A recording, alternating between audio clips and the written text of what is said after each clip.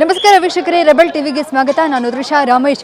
ಇವತ್ತು ಬೆಂಗಳೂರಿನಲ್ಲಿ ನಿರಂತರವಾಗಿ ಮಳೆ ಸುರಿದಿದೆ. ಮಳೆಯ ಪರಿಣಾಮದಿಂದಾಗಿ ಬೌರಿಂಗ್ ಹಾಸ್ಪಿಟಲ್ನ ಕಾಂಪೌಂಡ್ ಕುಸಿತಗೊಂಡ ಪರಿಣಾಮದಿಂದಾಗಿ 4 ಜನ ಮೃತಪಟ್ಟಿದ್ದಾರೆ. ಹಾಗೆ ಒಟ್ಟು 8 ಜನಕ್ಕೆ ಗಂಭೀರ ಗಾಯಗಳಾಗಿದೆ. ಅದರಲ್ಲಿ ಸ್ಥಳದಲ್ಲೇ 4 ಜನ ಮೃತಪಟ್ಟಿದ್ದಾರೆ ಅಂತ ಒಂದು ಮಾಹಿತಿ ಇದೆ. ಸೊ ನಾನು ನಿಮಗೆ ವಿಜುವಲ್ಸ್ ಅಲ್ಲಿ ತೋರಿಸ್ತಾ ಹೋಗ್ತೀನಿ. ಕಾಂಪೌಂಡ್ ಯಾವ ಥರ ಇತ್ತು, ಯಾವ ಥರ ಬಿದ್ದಿದೆ ಅನ್ನುವಂಥದ್ದನ್ನು ನಾನು ನಿಮಗೆ ವಿಜುವಲ್ಸ್ ಮುಖಾಂತರ ತೋರಿಸ್ತಾ ಹೋಗ್ತೀನಿ. ಬರೀ ಬಂದಂಥ 2 ದಿನದ ಮಳೆಗೆ ಈ ಥರದೊಂದು ಪರಿಸ್ಥಿತಿ ನಿರ್ಮಾಣ ಆದರೆ ಮುಂದೆ ಬರುವಂತಹ ಮಳೆಗೆ ಇನ್ಯಾವ ಥರ ಪರಿಣಾಮವನ್ನು ಬೆಂಗಳೂರು ಜನತೆ ಎದುರಿಸಬೇಕಾಗತ್ತೆ. ಯಾಕೆ ಅಂದರೆ ಇಲ್ಲಿ ಬೀದಿ ಬದಿಯ ವ್ಯಾಪಾರಿಗಳಿದ್ರು, ಅವರು ದಿನನಿತ್ಯ ಇಲ್ಲಿ ವ್ಯಾಪಾರವನ್ನು ಮಾಡ್ತಾ ಇದ್ರು. ಆದರೆ ಇವತ್ತು ಸುರಿದಂಥ ಮಳೆಗೆ ಏಕಕಾಲಕ್ಕೆ ಕಾಂಪೌಂಡು ಕುಸಿದು ಬಿದ್ದಿದೆ.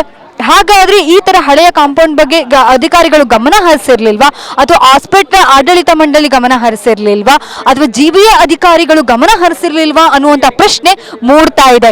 ಯಾಕೆ ಅಂತ ಅಂದ್ರೆ ಇಷ್ಟು ಹಳೆಯದಾದ ಕಾಂಪೌಂಡ್ ಇರ್ಬೋದು, ಇದರಲ್ಲಿರುವಂಥ ವಸ್ತುಗಳನ್ನ ನೀವು ನೋಡ್ತಾ ಇರ್ಬೋದು ಯಾವ ತರ ಮೆಟೀರಿಯಲ್ಸ್ ಇದೆ ಅಂತ. ಇಷ್ಟು ಹಳೆಯದಾದಂಥ ಕಾಂಪೌಂಡ್ ಅನ್ನ ಇವರು ಸರಿಪಡಿಸೋಕೆ ಇಷ್ಟು ದಿನ ಬೇಕಾಯ್ತಾ?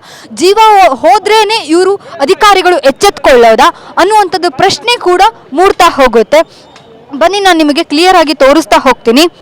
ಸೊ ನಮ್ಮ ಕ್ಯಾಮ್ರಾ ಪರ್ಸನ್ ನಿಮಗೆ ತೋರಿಸ್ತಾರೆ ಇಲ್ಲಿ ಯಾವ ಥರ ವಿಜುವಲ್ಸ್ ಇದೆ ಅಂತ. ನೀವು ನೋಡ್ಬೋದು ಎಷ್ಟು ಹಳೆಯದಾದಂಥ ಕಾಂಪೌಂಡು, ಎಷ್ಟು ಮಣ್ಣಿನಿಂದ ಕೂಡಿದೆ ಅನ್ನುವಂಥದ್ದು ಕಂಪ್ಲೀಟ್ ಆಗಿ ಗೊತ್ತಾಗ್ತಾ ಇದೆ. ಈಗ 3ರಿಂದ 4 ಜನ ಸ್ಥಳದಲ್ಲೇ ಮೃತಪಟ್ಟಿದ್ದಾರೆ. ಹೀಗಿರಬೇಕಾದ್ರೆ ಆ 4 ಜೀವಗಳ ಕುಟುಂಬಕ್ಕೆ ಯಾರು ಆಧಾರ ಆಗ್ತಾರೆ? ಪರಿಹಾರ ಒಂದು ಕೊಟ್ಟು ಬಿಟ್ರೆ ಮುಗೀತಾ?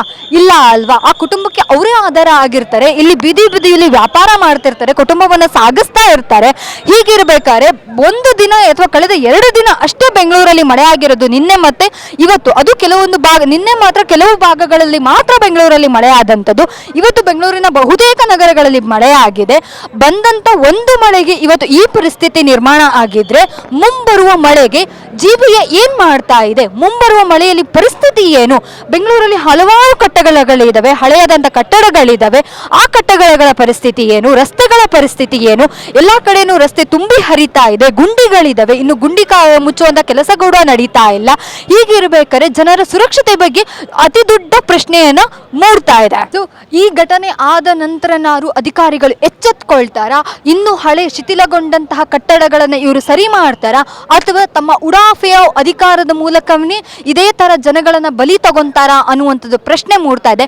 ನೋಡೋಣ ಈ ಘಟನೆ ಮೂಲಕ ಯಾವ ತರ ಅಧಿಕಾರಿಗಳು ಎಚ್ಚೆತ್ಕೊಂತಾರೆ, ಯಾವ ತರ ಇನ್ನು ಉಳಿದ ಕಟ್ಟಡಗಳ ಬಗ್ಗೆ ಸರಿ ಮಾಡ್ತಾರೆ ಅನ್ನೋದನ್ನ ಕಾದು ನೋಡೋಣ. ಕ್ಯಾಮ್ರಾ ಪರ್ಸನ್ ಕಿರಣ್ ಜೊತೆ ತ್ರಿಷಾ ರಮೇಶ್, ರೆಬೆಲ್ ಟಿವಿ, ಬೆಂಗಳೂರು.